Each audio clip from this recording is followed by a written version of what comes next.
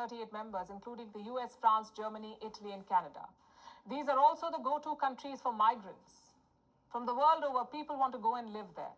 Last year, 2.8 million people did that. 2.8 million foreign nationals migrated to an OECD country. It was a record high. Do you know who topped this list? Indians. They migrated to rich countries in the highest numbers, and that's not all. Indians also led the race in getting foreign citizenship. Most of them chose America, and guess what? India and Canada may be at odds, but Indians continue to get Canadian citizenship. The highest number of foreign nationals acquiring Canadian citizenship were Indians. The question is why? Why are so many Indians renouncing the Indian citizenship? Hi, my name is Sinay Joshi, and I'll be diving into the history of the caste system in India and how it has impacted the migration diaspora. Before we dive into the analysis, here's a list of everything we will cover. First, we will go over the caste system, what the caste system is, and how it has been institutionalized in India. Next, we will cover the generational impacts that were left behind by the caste system beyond its abolishment. Then we will get into the current state and trends of immigration. Next, we will break down the issues between low-skilled and high-skilled migration, and lastly, we will go over some closing remarks. Let's dive into what the caste system is.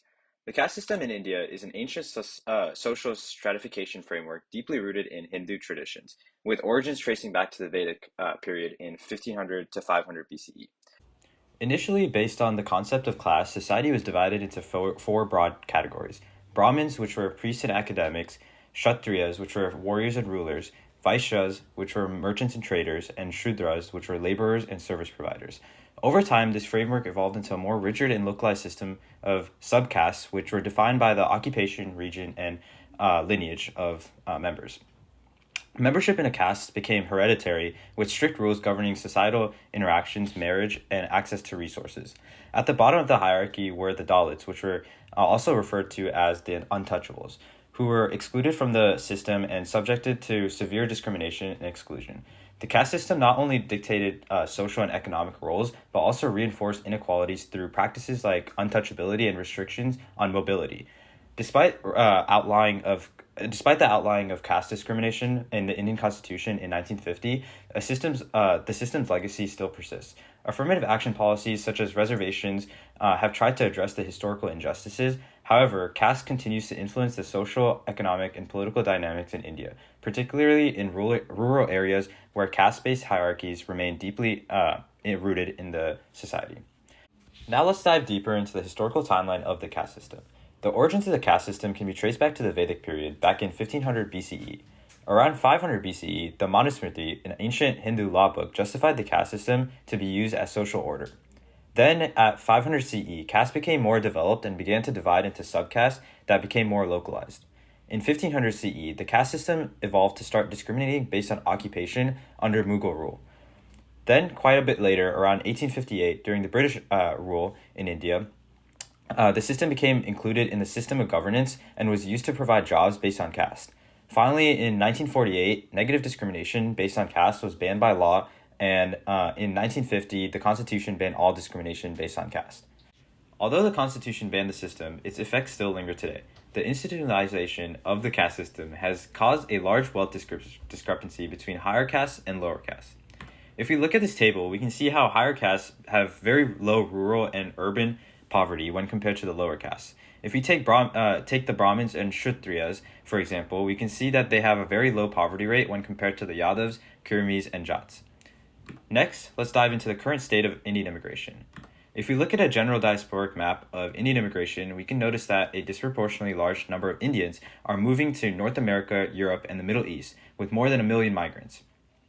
This prompts the question brought up in the beginning of the video regarding why Indians are migrating out of India. I think this is likely to happen because people leave India for certain things. Like some people leave India because they want a better paying job. As we can see from the videos, the main push factors for many Indians are poverty, lack of job opportunities, and quality of life. For the rest of this video, we will dive deeper into how poverty and a lack of job opportunities motivate migration. Poverty is the main motivating factor of migration in search for better opportunities. One indication of this is the large amount of remittances sent back to India to help provide for families left behind. If you look at this graph, we can see a steady increases of remittances sent back to India in terms of billions of dollars.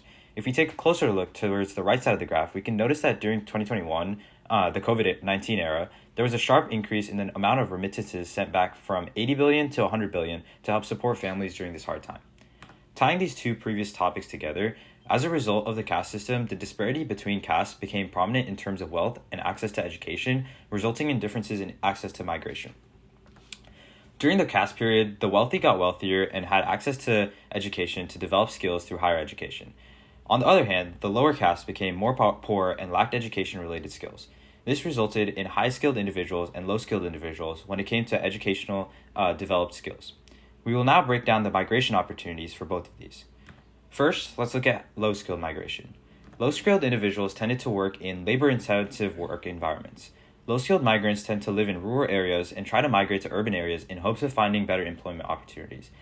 Due to the differences caused by the caste system, it has become increasingly difficult for low-skilled individuals to get financially stable to help cover the initial costs of migration domestically or internationally. Diving into the low-skilled individuals who were able to migrate internationally, a recent trend for low-skilled migration is to go to the Gulf Islands in the West in search for labor-intensive jobs to help generate remittances for their families back in India. Shifting to high-skilled individuals, these individuals tend to find jobs that build on the educational foundation they have received. These individuals join the industry and look to move to Northern America and Europe. Focusing on the United States, between 2018 and 2022, we could see how a large proportion of Indian immigrants chose to live in California, Texas, and New Jersey. California with about 20% of the Indian immigration population, Texas with 11%, and New Jersey with 10%. Going into a more specific view of this distribution, we could see a large concentration of Indian immigrants in urban areas such as SF, LA, and New York. More than a third of the Indian immigration population is split amongst these 5 cities, with the greater New York area having 13%, Chicago and San Francisco having 6% each, and Dallas and San Jose having 5% each in these metro areas. Indian immigrants make up nearly 7% of the San Jose metro area and more than 3% of the population of the San Francisco area, with New York having about 2% of the metro area population being Indian immigrants as well. Breaking down the educational status of these individuals, we can see that compared to the US-born citizens, 81% of the population has a bachelor's degree or higher, compared to 36% of all citizens and 35% of all immigrants. This further substantiates the earlier point about how a large majority of international migrants from India are individuals who have an educational background. Now that we've gone into and identified the root of the issue, it's important to also address and understand the importance of it. It's important to understand the long history of the caste system and the role it has played in creating generational shifts in Indian society. The caste system has created a large disparity between the wealthy and the poor and caused a difference in access to opportunities that has had lasting effects for more than 50 years after its abolishment.